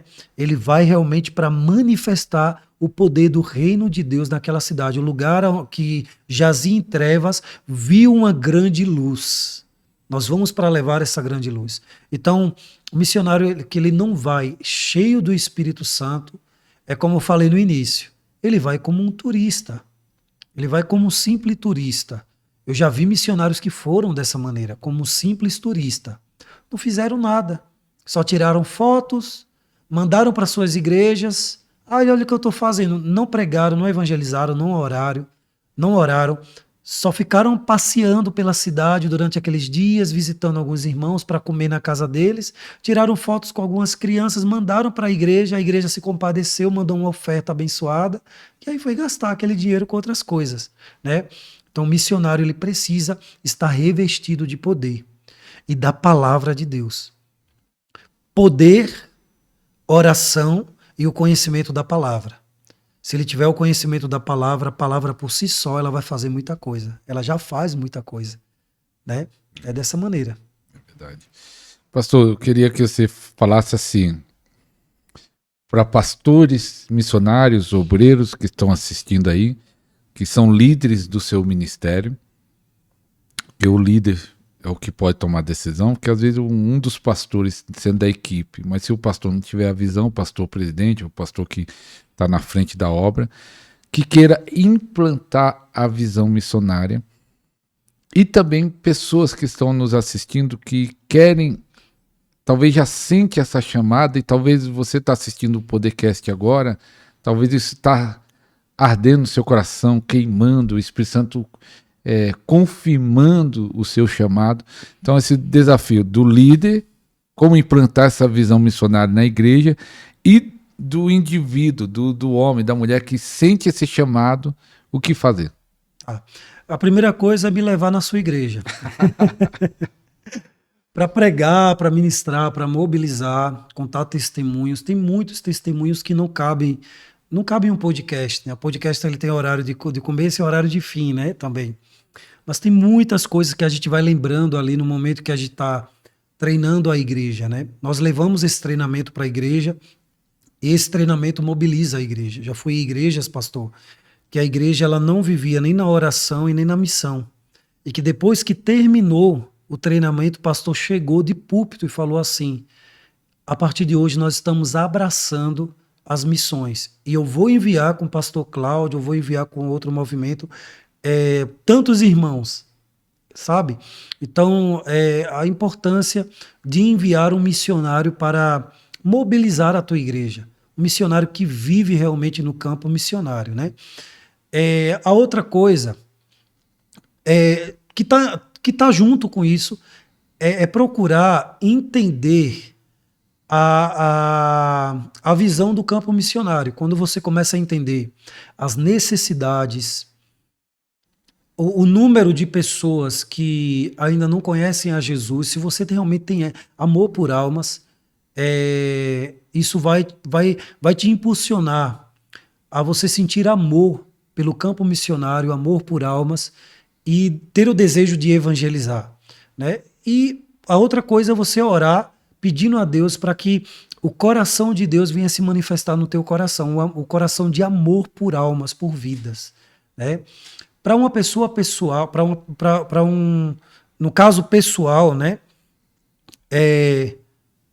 Eu acredito que a primeira coisa é deixar arder no coração o chamado, né? Deixar o Espírito de Deus arder no coração da pessoa. Quando a pessoa sente arder, é que ela tem a convicção daquilo. E a segunda coisa é não ter medo de nada. Pastor, mas eu não tenho dinheiro para ir, eu não tenho condições nenhuma, eu não tenho... Se Deus está te mandando ir, Ele vai se responsabilizar. Ele vai te abençoar, Ele vai suprir as necessidades. Ele, por mais que você não tenha dinheiro, não vai receber dinheiro ali para poder fazer aquele trabalho, pode ter certeza de uma coisa: aquele que não tem vai te comer, vai te chamar para comer junto com ele. Aquele que não tem vai te convidar para comer um bolinho de fuba, ou de fubá, como algumas pessoas chamam, com um cafezinho junto com ele. E vai ser bênção, né, para a sua vida. Você vai ver a provisão de Deus nos mínimos detalhes, naquilo que você necessita, naquilo que você precisa. Uma das coisas que me ajudou muito, pastor, no campo, era orar agradecendo. E nós falamos sobre isso na consagração, né? Orar agradecendo por aquilo que eu não tenho, mas que eu irei receber pela fé. E eu vi Deus fazendo. Quando eu oro agradecendo por aquilo que eu não tenho, isso no campo missionário especificamente, mas crendo pela fé que eu receberei, vai acontecer. Jesus falou assim: se você orar crendo, você receberá. O próprio Jesus falou. Deus jamais vai colocar algo no teu coração para que você ore que Ele não queira te dar. É forte isso. Anota aí. E é uma convocação para as missões. Tem muito lugar no Brasil. E eu lembro uma vez, lembro que eu morei em Nova Odessa, eu participei de uma igreja do pastor Israel. Na época ela era totalmente envolvida com missões, pregava sobre missões. Tinha banner na igreja falando sobre missões. Já tinha um missionário, 2 missionários fora do país. E a igreja apaixonada na época. Depois mudou a visão assim, para outra visão que Deus colocou no coração dele, mas eu lembro até hoje uma pessoa questionando que tinha um missionário lá fora,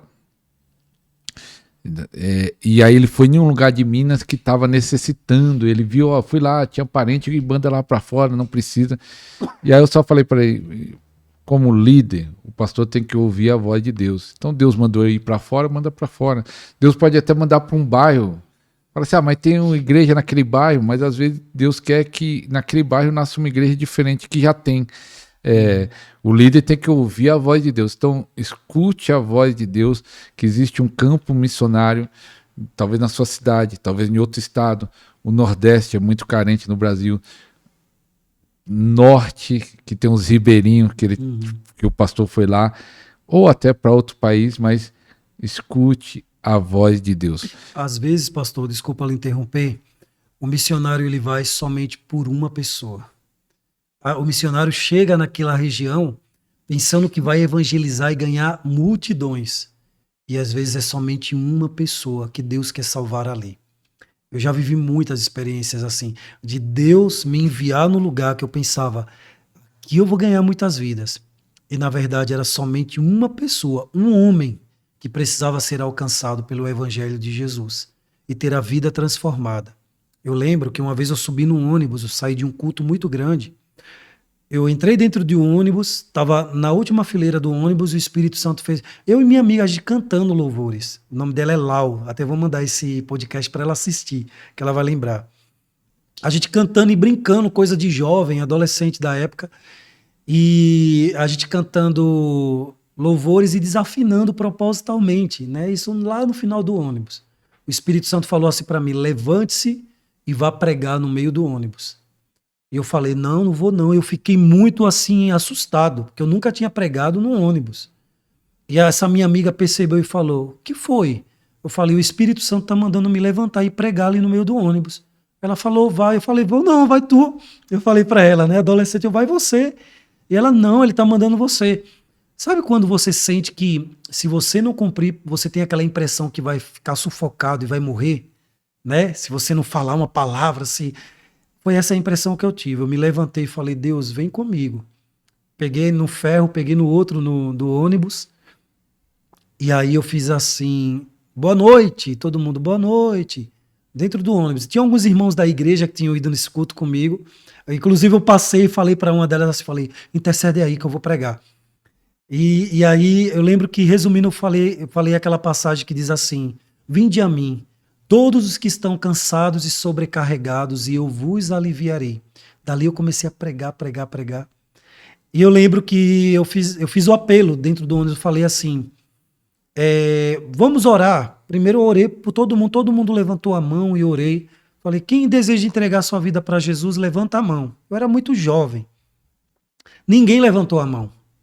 Eu fiquei muito brabo na hora e eu falei assim: se eu tivesse oferecendo aqui dinheiro, todo mundo levantava a mão, mas eu estou oferecendo Jesus, ninguém quer levantar a mão, né? Eu fiquei muito bravo na hora, mas foi algo que veio de Deus, aquela ira assim, não sei se eu posso intitular de ira santa, né? E aí um senhorzinho que estava do meu lado esquerdo, assim, ele levantou a mão bem devagar, com medo, e eu: glória a Deus, e fui lá e orei por ele, né? Peguei o número do telefone dele, no outro dia eu liguei para ele, liguei para a casa dele. Quando eu liguei, uma senhora atendeu, eu falei: olha, nós oramos por fulano dentro do ônibus, e essa senhora começou a chorar muito, muito. Ele foi o único que levantou a mão. Eu falei: por que a senhora está chorando? Ela: porque toda a casa aqui é evangélica, menos ele, e nós orávamos por ele há muitos anos. Ele tinha um coração duro para o evangelho, mas o evangelho chegou até ele dentro de um ônibus. E ela chorava, mas eu fiquei tão feliz. E eu entendo que Deus envia um missionário, um evangelista, um profeta, um mestre, um pastor, né, um apóstolo, às vezes somente para resgatar uma pessoa. Somente para isso. O que o missionário, o que a pessoa, você me fez essa pergunta antes, o que a pessoa ela precisa ter em primeiro lugar? Um coração disponível para obedecer ao chamado de Deus na vida dela. Se ela tiver isso, o resto é fichinha. É verdade, é forte. Lembrei do texto lá de Filipe, lá, tendo uma revolução em Samaria, coxo levantando, cidade toda sendo convertida, e Deus fala: sai aí da cidade para pregar para o eunuco, para uma pessoa. Tava tendo mover, tava tendo um avivamento. Deus fala: sai daí. Você vai pregar para uma pessoa. E Deus não quer que a gente fique no conforto, né? O missionário, ele não... A gente vai viver em alguns momentos no conforto, nós vamos comer coisas boas, nós vamos viver coisas boas, mas na verdade Deus, ele muitas vezes nos tira daquele conforto para cumprir o propósito dele, né? E Deus, ele age na terra através dos homens, através das pessoas, do homem e da mulher de Deus. Ele quer falar através dessas pessoas. É dessa maneira que Deus age na terra.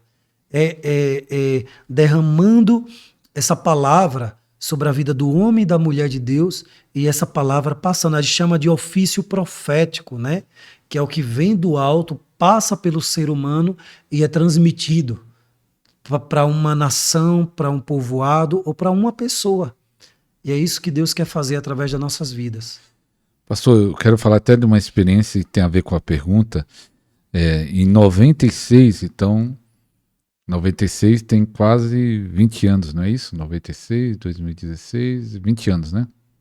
96 ou mais. Sou péssimo de conta. Era matéria que eu não Dominava. não dominava. Então, no ano de 96, eu fui para o campo missionário pela primeira vez. E a igreja que eu me converti, o meu pastor era muito usado na libertação, caía 5, 6 pessoas possessas, e eu já ajudava ele na libertação, já expulsava os demônios. Mas quando eu cheguei lá, tinha uma pessoa possessa há 3 dias, ela tinha ficado possessa no domingo, e planejamos uma viagem na quarta-feira, então ela estava possessa desde domingo, segunda, terça, quarta, então 3 dias. E aí, quem estava indo comigo era 3 irmãos, um homem dirigindo e mais 2 irmãs. As 2 irmãs, depois eu descobri que ela era uma Raimunda, que é ditado pé na igreja, um pé no mundo. E o irmão também estava indo morrendo de medo, que ele não tinha experiência de libertação. Então, na verdade, o único que tinha experiência de libertação era eu na época. Mas para você ver, hoje eu quero falar isso, mas hoje já tem um entendimento maior, a unção aumenta, a autoridade aumenta. Mas quando eu cheguei lá, ela estava deitada na cama, a mulher, uma jovem de 18 anos, ela branquinha, e ela estava toda roxa aqui, o braço, a perna, porque quando ela manifestava, aí vinha, os homens seguravam ela e queria quebrar tudo, então ela estava deitada no chão, 2 homens, um homem segurando cada perna e um cada braço, então tinha 4 pessoas segurando ela. E eu falei, solta ela aí. Aí orei, não manifestou na hora. Falei, eita, que bom. Pensei que foi mais fácil do que eu imaginei. Vamos marcar um culto à noite, 8 horas da noite. Quando começou, naquela época, o Jornal Nacional, lembro até hoje, começava 8 horas em ponto. Hoje em dia nem sei que horário, não tenho TV, não sei, mas quando começou o Jornal Nacional, eu falei pro dono da casa. E aí tava cheia a casa, ele chamou todo mundo, era um sítio. Eu não vi, eu falei, onde saiu esse povo? Tinha mais quase 30 pessoas. Uau. E aí, quando desligou a TV, ela manifestou. E aí, nunca vi aquilo. E eu não estava preparado. Uma força sobrenatural que ela veio para cima de mim, os outros tentou segurar ela. E ela veio, tentou me acertar 2 chutes. 2 joelhadas lá no local que não deve. E demoramos no processo de libertação 8 horas. Nossa. E aí isso foi um dos casos que eu vou juntar 2 casos para perguntar isso. Depois eu fui numa cidade, acho que é até a cidade do Luiz Gonzaga. Qual é o nome da cidade do Luiz Gonzaga? Exu? Acho que Exu. Eu fui na cidade de Exu e tinha um rapaz que eles viviam presos num quarto, colocaram uma grade igual de cadeia no quarto e dava comida para ele através da grade, porque ele era violento. E esse problema começou com ele desde os 11 anos de idade. Tem muitos casos assim no sertão. E aí era nítido que não era algo mental. Era bem claro que aquilo era espiritual. Eu fui, orei por ele, mas só que eu não morava na cidade. Mas se eu morasse aqui na cidade, eu ia vir todo dia, eu ia jejuar, orar. Mas você via que era ali, pela história, do jeito que eles contaram, não era algo mental, era algo espiritual. Uhum. Então, há um confronto entre as trevas. Uhum. Você passou por esses confrontos espirituais? Muito, muito. De receber visitações, às vezes de demônio, dentro do meu quarto, intimidando mesmo. As pessoas, elas chamam de... Ah, meu Deus, paralisia do sono, né? Eu vejo que... Olha que eu estudo as coisas mentais, né? Psicanálise. Mas uma coisa que se repete sempre... Para mim não é coisa mental, é coisa espiritual, né? Eu lembro de uma viagem que eu fiz para Minas Gerais, também para fazer o trabalho missionário ali. Fiquei muitos meses ali servindo na filial da minha igreja. Perdão. Quando eu cheguei, eu fiz uma viagem de caminhão do Rio de Janeiro para Minas Gerais. Quando eu cheguei, o pastor que me recebeu lá falou assim: vai descansar quando der meio-dia, que a gente viajou a madrugada inteira. Quando der meio-dia, a gente chama para... Você sobe aqui para almoçar. Era numa casa de baixo, que era uma casa missionária, né? Pastor, assim que eu me deitei, esse demônio veio para cima de mim, começou a me sufocar. E eu via ele. Eu via o rosnar dele. E eu lembro que eu consegui expulsar ali, me levantei e tal. Eu subi daquele mesmo jeito, pálido, branco, com uma neve, né? Assim, assustado. Quando eu entrei quando eu cheguei para almoçar com esses pastores, a pastora falou assim: aconteceu alguma coisa? Eu sou muito autêntico, quando acontece alguma coisa eu não consigo esconder. Eu falei: aconteceu isso, isso e isso. E ela falou assim: já é a segunda pessoa que dorme naquela cama que tem essa experiência. E eu falei: mas por quê? Alguma coisa aconteceu ali na parte de baixo. E aí ela contou que o missionário que estava antes, ele estava, como era uma casa separada e tinha um acesso para a rua, o missionário que estava antes estava tendo problemas de prostituição, levar pessoas para lá, para essa casa. Então ficou uma habilitação ali, né? Uma legalidade ali. Mas enfrentamos muito isso. Eu trabalhei 8 meses servindo um projeto de crianças que o pastor Jonathan pediu para essa líder desse movimento com crianças lá em Juazeiro, para que eu pudesse ajudá-la durante um tempo que ela estava precisando. E de crianças endemoniadas a ameaças de pessoas da região, porque as crianças estavam sendo transformadas ali. Era o que eu passava diariamente ali. Mas fui vencendo, fui ganhando essas pessoas. Tinha um pai de família. Toda sexta-feira eu fazia um culto lá, que eu reunia as pessoas, a população, no quintal do projeto. E começou com 10 mulheres. Dessas 10 mulheres começou a aumentar, 30. A gente já estava em quase 60 pessoas. Que até os vizinhos da frente envolvidos com coisas pesadas. Eles saíam, ficavam, que a gente abria a garagem assim, do terraço, era o ar livre, né?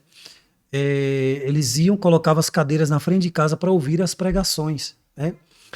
E o marido de uma delas toda vez mandava ameaça para mim. Dizia: eu vou te matar. Minha esposa tá indo, e é aquela coisa que o diabo faz de praxe. Eu digo que o diabo não inventa muita coisa não, ele continua, ele fala as mesmas coisas, né? A mulher ia pro culto, ela falava: já vai ficar com o pastor? Já vai não sei o que, as mesmas coisas. Resumindo, teve um dia que ela chegou chorando muito, eu falei: nós vamos orar, Deus vai pegar esse homem. E oramos e tal. Aí uma outra vez ela foi pro culto, e de repente, quem eu vejo na frente da entrada da garagem, esse homem que estava me ameaçando, que dizia que ia bater na mulher, que ia me bater, que ia me matar. Eu não o conhecia. Se conhecia de longe, né? E, vamos ser sinceros, eu tinha um pouquinho de medo, né? Também. Eu ficava: esse homem, qualquer dia ele vai, sei lá, puxar uma espingarda aí para mim, né? Acontece alguma coisa. Pastor, esse homem apareceu na frente. Na hora que ele apareceu, eu estava exatamente no momento que eu estava pregando. E eu pensei assim: agora ele me mata. Ele vai me matar aqui no meio desse culto, né? Vai acontecer alguma coisa. Quando eu fiz o apelo, esse homem foi o primeiro a ir para frente. Entregou a vida para Jesus. Se arrependeu. Era as lutas espirituais. Quando o demônio não vinha, né? Algum demônio, quando não vinha, ele mesmo, ele usava alguém para intimidar, para amedrontar. Mas Jesus sempre chegava na frente, né? O mais valente se manifestava ali para amarrar, manietar os outros valentes, né? Como diz a palavra. E esse homem se converteu, pediu perdão. Ele está crente até hoje, né? Está lá na Assembleia de Deus. Ano retrasado, eu fui lá visitá-lo. Na casa dele, falava: meu Deus, pastor, quem diria, né? Eu queria matar o senhor, agora eu estou aqui, né? Então, e quando não usa pessoas assim, usa às vezes pessoas envolvidas no meio espiritual, né? Eu tive uma vez uma ameaça não sei se eu posso falar o nome. Pode. De uma freira, né? Que saiu da capelinha dela, foi até o projeto e falou que se eu não parasse de ensinar as crianças, e ela ia fazer alguma coisa ali, para poder me parar mesmo, né?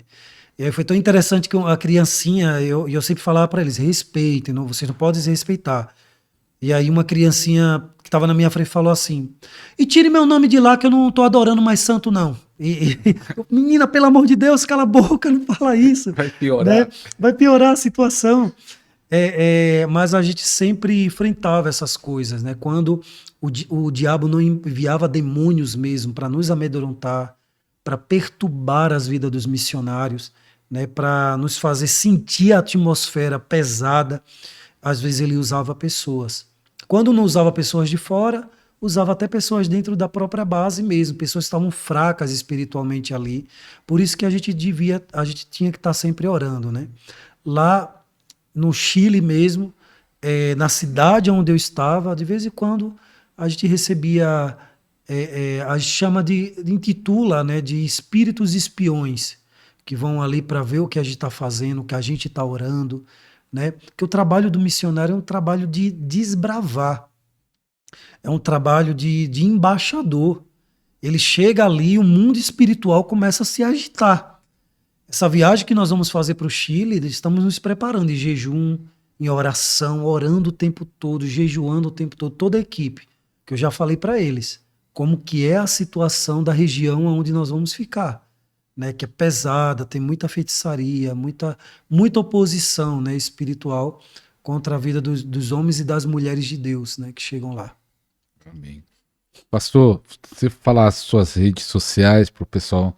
Eu vou colocar o Instagram do pastor no segundo link na descrição. Então, você vai abrir a descrição e aí você vai no segundo link, vai estar o Instagram do pastor. Então, você vai achar o Instagram dele. Mas aí fala aí que talvez tem gente que não consegue achar a descrição do vídeo. Sim, sim. E depois de você falar das suas redes sociais, canal, Instagram, eu queria que você fizesse uma oração que sentir. Claro, sim.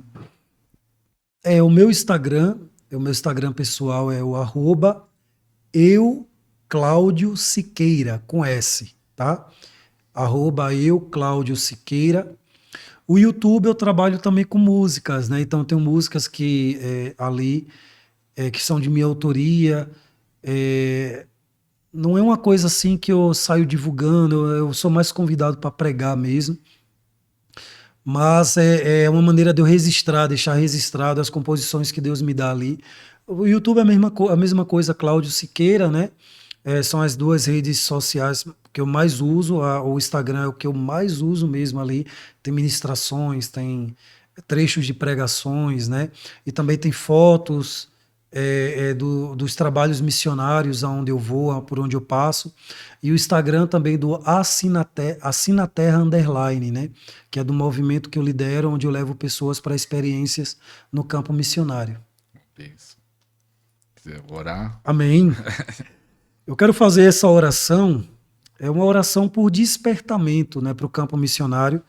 E antes de orar, eu quero dizer que, por mais que você pense que o campo missionário ele está, talvez na mente de muitas pessoas que já está repleto de missionários, já está completo de missionários, eu quero que você entenda que não é bem por aí. Que Deus, ele conta com você. Ele precisa de você. Ah, mas Deus não precisa de ninguém. Sim, Deus, ele precisa de você. Porque para que uma pessoa seja alcançada e ouça a palavra, ele precisa usar alguém. Jesus veio na terra em carne. Ele contou com Jesus naquele momento para que Jesus cumprisse a missão, né? E fosse até a morte de cruz. Como diz ali Filipenses capítulo 2. E o que é que nós estamos fazendo? Qual é a missão que nós estamos cumprindo? Na nossa casa, na nossa família, aonde nós vamos, né? Então eu quero orar para que Deus venha despertar o teu coração para isso, em nome de Jesus.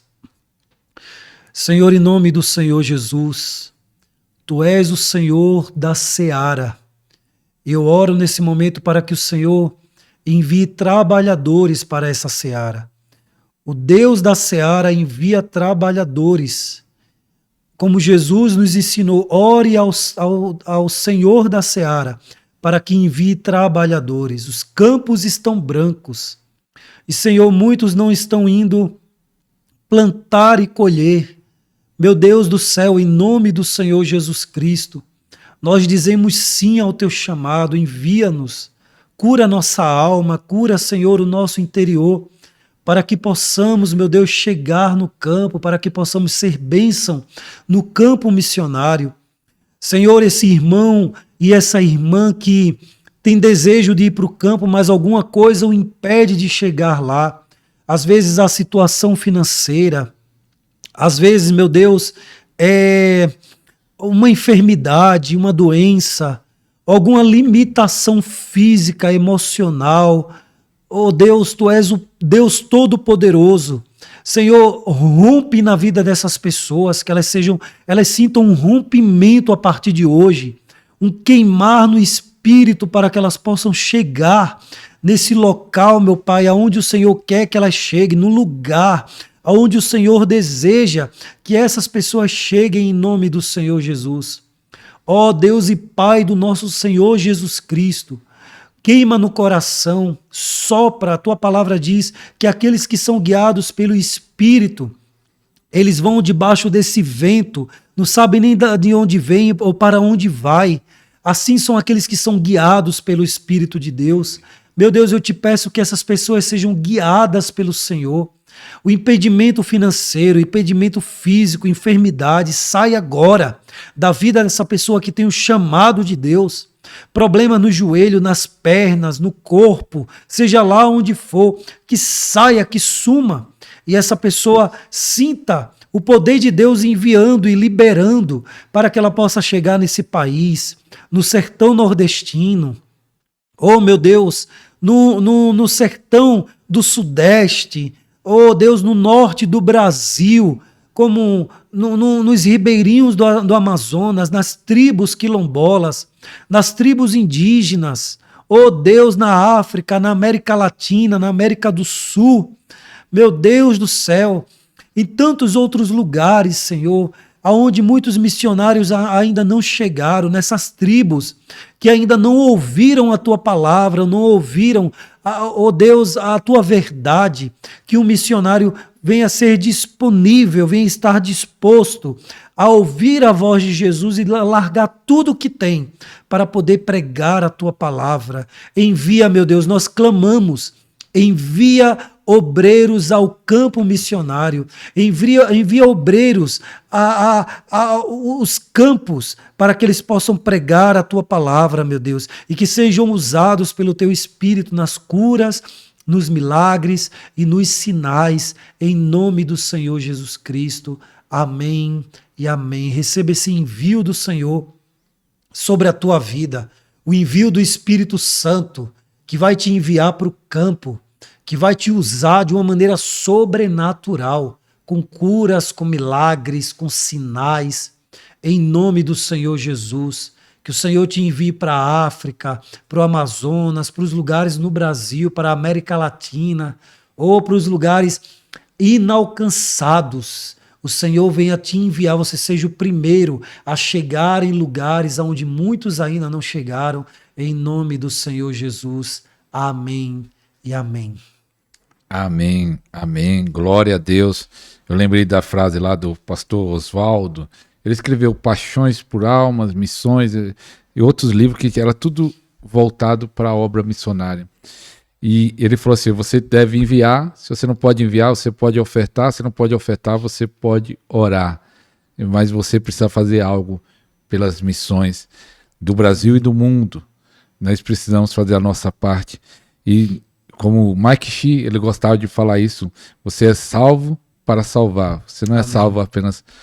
Você tem uma bênção que foi salvo, você precisa fazer algo para outras pessoas serem salvas. Você pode abençoar um missionário, abençoar uma igreja ou um trabalho que está fazendo missões. Oferte, ore, vamos conquistar o Brasil e o mundo em nome de Jesus. Amém. Até que Jesus volte, né? Até que Jesus volte. Depois que o evangelho do reino for pregado a toda criatura, virá o fim. É verdade. Pastor Cláudio, obrigado. Pastor vem de lá de Araçariguama, lá do Vale da Bênção. Fala aí, para encerrar, mas convide para a última vigília e consagração. Explica aí o que acontece na última vigília, todo mês lá no Vale e também na consagração. Amém. Toda última sexta-feira do mês, nós temos a vigília do Vale da Bênção. Começa às 23 horas. A vigília no primeiro prédio do Vale, né, que é a igreja, no hall da igreja ali do Vale da Bênção. E aí a gente fica até às 5 horas da manhã ali orando, louvando a Deus. Vão muitas pessoas de muitos lugares, orando pelos campos missionários, pelos missionários no campo e orando por outras necessidades. E aí no intervalo entre uma coisa ou outra tem a palavra também, a ministração da palavra. E encerra às 5 horas da manhã, nós vamos descansar, né? Tem gente que fica hospedada lá no Vale. Às 10 horas da manhã, nós começamos a consagração no centro de oração do Vale da Bênção. Então, é um dia de muito derramado do Espírito Santo, que é todo último sábado de cada mês. E é um dia de muito derramar, um dia de avivamento, né? Você ouviu como que é. Amém. Há muita liberdade no Espírito Santo, nos dons, nas profecias. Nós já tivemos sábados ali que nós vivemos realmente o avivamento de Toronto ali, sabe? De manifestações do poder de Deus, de avivamento, de dons, pessoas sendo restauradas, curadas. Eu quero aproveitar também para dizer, ontem eu tive uma pequena reunião com o pastor Jonathan, né, enquanto nós estávamos indo para o Brooklyn, né, buscar a pastora Adelaide de carro, e nós vamos começar uns trabalhos de visitação de Deus ali na região de Araçariguama. E você que deseja participar, de repente, ser um intercessor, né, desenvolver o teu chamado para oração e para missão, você pode entrar em contato comigo ali no Instagram, né, que nós passamos, e aí eu vou te direcionar para estar conosco nesses movimentos. Assim que eu chegar do Chile, nós vamos fazer alguns trabalhos assim e vamos começar a visitar muitas igrejas também para realizar esse trabalho de visitação de Deus. Ah, que bênção, que bênção. Glória a Deus. Movimento, trabalhando na obra. E quando você está junto, um grupo fica mais fácil. Exatamente. Porque você não está sozinho. Exatamente. E está sendo usado. Tem o pastor Cláudio, a equipe, alguns mais experientes, para te ajudar, te auxiliar. É algo tremendo. Pastor Cláudio, obrigado mais uma vez. Então, nós estamos encerrando. Compartilha esse programa, compartilha aí no grupo de Facebook, WhatsApp, no direct do Instagram. Mais pessoas precisam ouvir sobre missões. Então, Deus abençoe. Até o próximo programa. Tchau, tchau.